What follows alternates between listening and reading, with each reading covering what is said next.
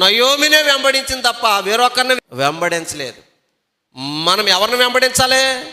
మన ఆత్మీయ తండ్రి, పేరు చెప్పండి, గుణసామ్యుల అయ్యగారినే వెంబడించాలి తప్ప రేపు పొద్దున డాక్టర్ బాబు వచ్చి 5 గుంట స్థలం కొనేసి నేను ఇక్కడ కూటమి పెడుతున్నాను రండి, టిఫిన్ ఫ్రీ, భోజనం ఫ్రీ, నా దగ్గరికి వస్తే కానుక పెట్టి ఉండదు, బట్టలు ఎడతాను అంటే మీరు ఏం చేయాలి? నా దగ్గరికి వచ్చేలా జాగ్రత్త, నరకానికి వెళ్ళిపోతారు. ఇక్కడ పెరుగుతున్నారు, ఇక్కడ ఒక ఉపదేశం ఉంది, ఒక క్రమం ఉంది అనా, ఇక్కడ బలపడుతున్నారు, ఇక్కడ ప్రార్థన ద్వారా ఎన్నో మేలులు పొందుకుంటున్నారు.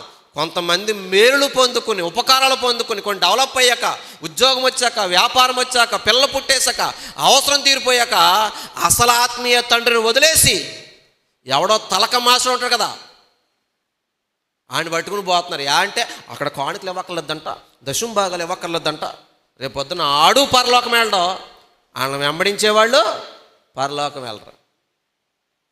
ఆత్మీయ తల్లి నయోమిని వెంబడించింది. మీరు ఎవరిని వెంబడించాలరా తల్లి?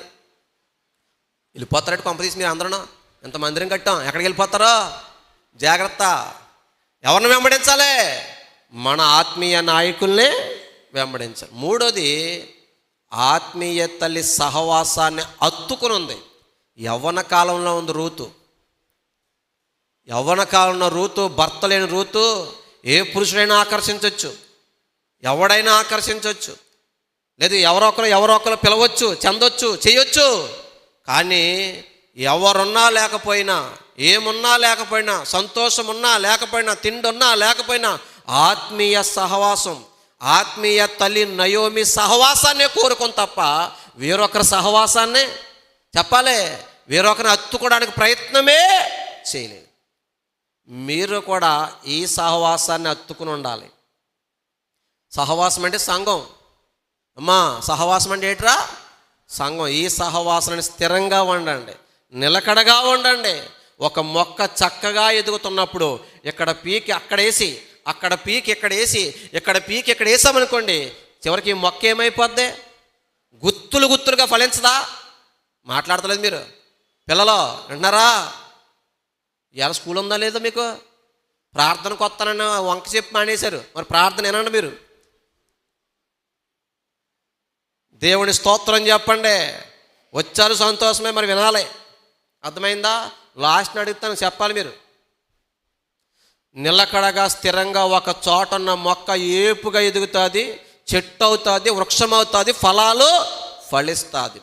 ఇలాగ అక్కడ మార్చామనుకోండి, చివరికి ఆ మొక్క ఏమైపోద్ది చెప్పండి? చచ్చిపోద్ది. కొంతమంది విశ్వాసులు ఉంటారు, సంవత్సరానికి ఒక సంఘం వాళ్ళకి.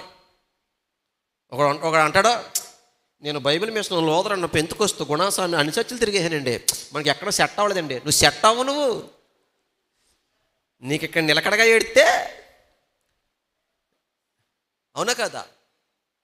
కొంతమంది ఉంటారు, కొన్ని సంఘాలకు వెళ్తే అంతా అయిపోయింది, వస్తారు వాళ్ళ దగ్గరికి, బ్రదర్ నేను కలవర సతీష్ గారికి వెళ్ళి వచ్చేసాను, స్టీఫెన్ పాల్ గారి దగ్గరికి వెళ్ళి వచ్చేసాను, అన్నీ వచ్చేసాను, మనకి ఎక్కడ సెట్ అవ్వలేదండి. నువ్వు సెట్ అవ్వవు, నీ మైండ్ సెట్ అవుతే అన్నీ సెట్ అవుతాయి. నీకే స్థిరం లేదు, నీ భక్తిలో స్థిరం లేదు, నీ బ్రతుకులో స్థిరం లేదు, నిన్ను పరలోకంలో తీసుకుని సెట్ అవ్వవు నువ్వు. అవునంటారా కాదంటారా? సహవాసన అత్తుకుని ఉండాలి.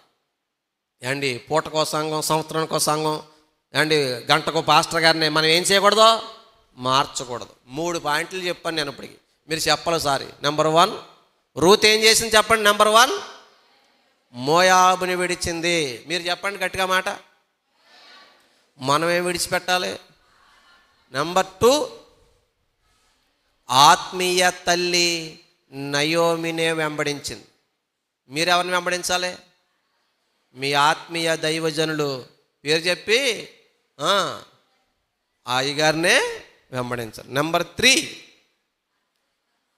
ఆత్మీయ దైవజనుల సహవాసాన్ని అత్తుకుని ఉండాలి.